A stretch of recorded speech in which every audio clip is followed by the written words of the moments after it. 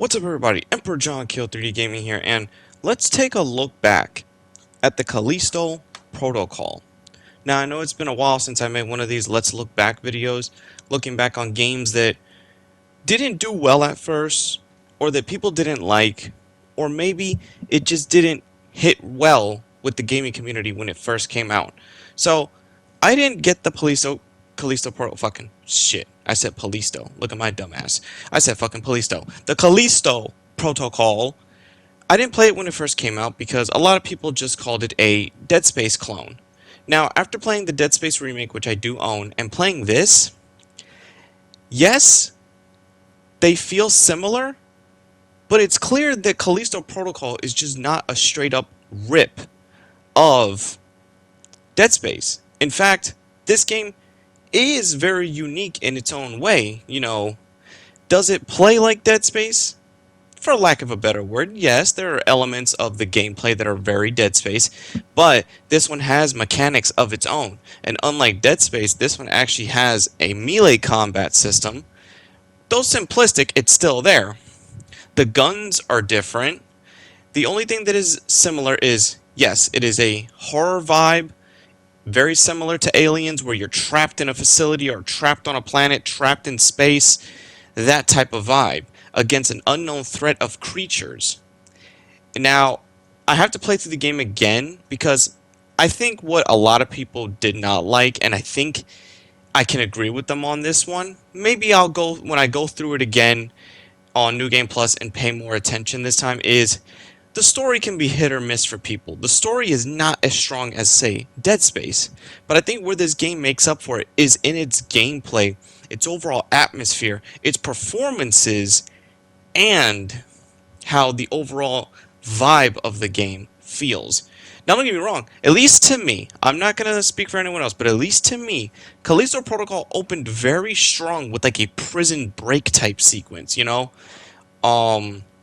Then you have actors in this game that are well known, such as Sam Witwer, who is very known playing Darth Maul, Star Killer, things of that nature. And then I believe, if I remember correctly, the main character you play as, he's played by the military guy from the Transformers movies. I'm talking about the original trilogy, that one military commander guy that's always in the field. I forgot the character's name, but he, I believe, is the main character of this game. And the acting in this game is really good for the most part. It's like the actors are working with what they have to work with. And even with a script, this is not an Academy Award winning horror script. This is not, what the fuck was his, what damn the creator of Aliens was. Damn, I forgot the fucking creator of Alien at this point. Jesus Christ, because sci-fi horror kind of just runs together on me. The enemies in this game, though, they give me John Carpenter's The Thing vibes.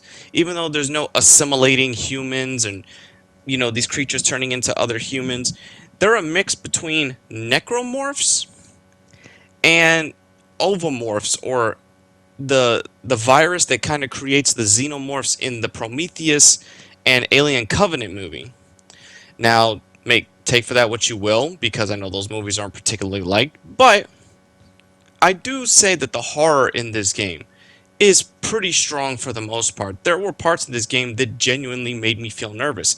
And if I can say this is one thing that this game has over Dead Space, because once you play Dead Space, once you power up your suit in Dead Space, and all your weapons are maxed out, all your stasis abilities maxed out, you're pretty much a walking death tank at that point, going through necromorphs like it's nobody's business. But in this game, you still feel very cautious, because even though this is not the same kind of suit from the Dead Space game, like the same type of power armor you're wearing, and it has similar gravity physics when you throw items, throw enemies, things like that, here you're still pretty cautious, because there are certain points in the game where your inventory will fill up either very little or too quickly, and you have to decide what's more important: ammo, resources, crafting materials, or the key item that you would need to get to the next part of the level, because sometimes there are parts where you have to decide what items you need to take with you. Now, what I gotta say is, though, the characters in this game they're very they're well acted, but they're not the best written, if that makes any sense. It does do the typical sci-fi horror. It checks the boxes with what it has to do to be sci-fi horror. Remember, this is not Aliens or the first Dead Space trilogy, any of that. Though I feel that it doesn't need to be. Now, the Callisto Protocol on its own, if you judge it on a game on its own, and you don't view it with the Dead Space goggles, then I would say this is a fun romp to go through. It's one of those. It has that factor going for it. Like, I clearly am not playing this game for the story, even though if I ever want to review this game because I feel like it does deserve a second look, maybe I can go through what's really wrong with it. But at least for this video, I'm just looking back at, okay, it wasn't strong at first, but I think the more you play this game, it has that effect of watching a black and white horror movie. At first, you're like, okay, this is cheesy for the time, but then when you keep going through it, or keep going through this game, or playing it a couple times, I find myself coming back to it. Like, I tried to stream it first, didn't get too deep into it. Then after I started from scratch and actually started playing it, I had a hard time putting it down. Just the other day, I played it for about 4 hours to 5 hours straight, and that was not just the opening sequence or the beginning parts of the game. I got through at least a good two-thirds of the game just sitting down. Now, the game length does vary depending how good you are at the game, depending how well you manage your resources, difficulty, times you die, which would extend the playtime. And then there are a couple of bonus modes. There is the Riot mode, and then there is Lost Transmission, which is a separate DLC story which I could cover separately in a different video. So I'm just solely focused on Callisto Protocol and what it is in itself from the base game. But overall, this game, I would say it's going to fall under the term underrated, because this was one of the games that I was interested in, but I didn't buy it because, of course, there are other games that I would have put before this, you know. But it's one of those games that if you can find it for cheap with its DLCs, then I would say, if I was to put a price tag on this game, what I think is a fair price to experience it with all its content, is this is a $20 to $25 sci-fi horror game. This did have no reason, like this game in particular, didn't have a reason to be a $70 to $60 purchase. I can tell you that for a fact. It's one of those games that it would have done well had it been sold on a budget, but the quality and production that is put into it, the game is beautiful. I will tell you that it's horrifically beautiful. It gets its dark sci-fi fear and horror genre, like the fear of the unknown in space, or the fear of the unknown of something on a planet that you can't control, biological weaponry and viral infection. You know, it gets all that down perfectly well. It does. When I say it does that well, it does do that well. It's just that it should have been structured better. I would say the story should have been structured better. You really don't see a lot of the main villains of the game or villain of the game all that much. They show up here and there. Then you do a couple of different boss battles, which the boss battles, they're not the best and they're not the worst, but they do get the job done. And if that's one thing I can say about at least Dead Space 1, at least until the later bosses, the earlier bosses did feel a little repetitive, and I think that's just probably the style that comes with a Dead Space type clone that wants to inspire to be Dead Space. Because I can tell you, this is just, it's not a ripoff. It's not. It's very inspired, and it does try to do its own thing. The best way I can actually fully describe it, it's Dead Space meets Resident Evil. There you go. That's the way, that's the best explanation, or at least the best comparison that I can give. This is Dead Space meets Resident Evil. And when I went into the mindset of knowing that this is not a Dead Space game, and when I was feeling like, okay, this is reminding me a lot of like if Resident Evil 2 was a sci-fi action game set in the future.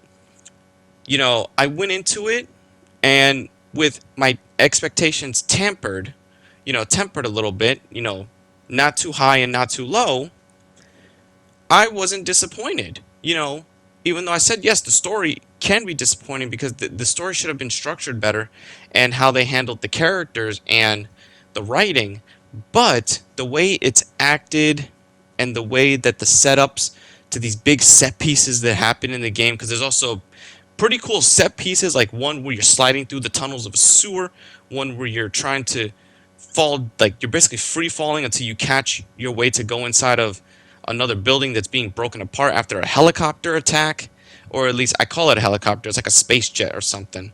So Callisto Protocol, I do intend in the future to stream this game in its entirety with all its content that is available to right now.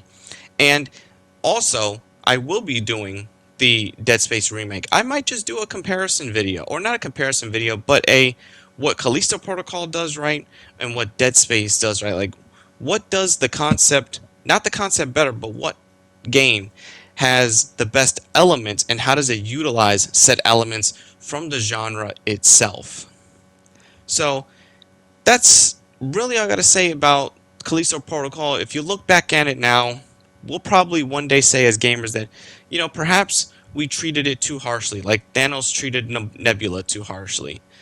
This game is an underrated gem like John Carpenter's The Thing. I think it'll be like that. Do I want to see more of the Collisto Protocol in the future, like a sequel or something that could at least help pivot the game to not have such a lukewarm response and could actually be a good contender to Dead Space? Yes, it has the potential. It just needs to utilize that potential. What they did build here is they did build a decent foundation. I wouldn't say too solid and I wouldn't say a bad foundation. It has a decent foundation. It just needs to build upon what it does well and take out or fix what it attempted to do and did not do well. There are just certain aspects of this game that I think maybe, okay, that idea is a little underutilized and it should be expansive. And then there's areas where they try to be too ambitious and they should have tempered it a little bit. It's a mixed bag, but it's a mixed bag in a good way. It's a box of chocolates. You never know what you're gonna get. So, the Callisto Protocol, do you guys have it? Have you played it? Are you interested in playing it? Did you play it and not like it? Are you willing to come back and change your mind to said game? That's all the posing question that I can ask of you guys of this game right here. I've gotten into it. Maybe I can add this to my horror games lineup of streams, because you guys know that I love streaming horror games, and this game does make good streaming content and potential. So anyway, guys, that was the Callisto Protocol.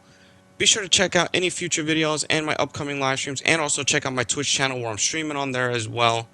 This is Emperor John Kill 3D Gaming. Be sure to like, subscribe, favorite, follow, do whatever you like. Hope you all have a good one. Take care.